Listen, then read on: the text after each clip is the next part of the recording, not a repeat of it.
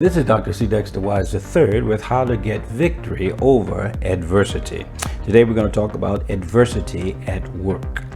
Therefore, at that certain time, Chaldeans came forward and accused the Jews. They spoke and said to King Nebuchadnezzar, "O king, live forever.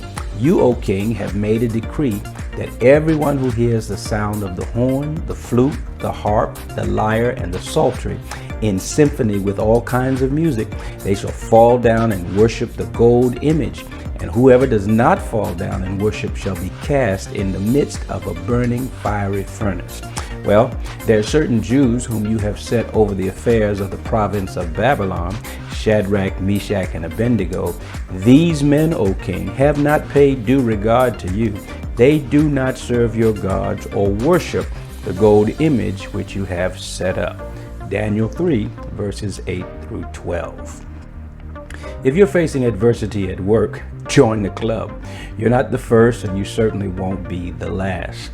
This club can be traced back even as far as the ancient examples of Daniel, Shadrach, Meshach, and Abednego. These Hebrew men were exiles in Babylon working for King Nebuchadnezzar. They experienced adversity at work because they were different. They were Hebrews among Babylonians.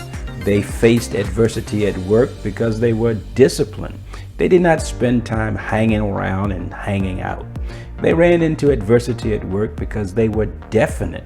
They made it crystal clear where they stood on the company policy and the issues of the day. They had to deal with adversity at work because they were determined.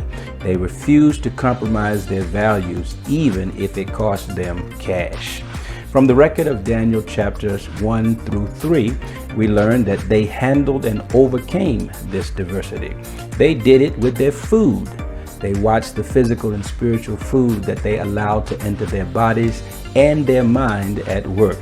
They kept their focus. They did not get caught up in the politics and party of corporate Babylon, and they did not get mixed up in company gossip. They did it with their job. They did their job. They had a high level of performance in spite of opposition. Their work and the results that they had were far better than their co-workers. And then, of course, they had faith.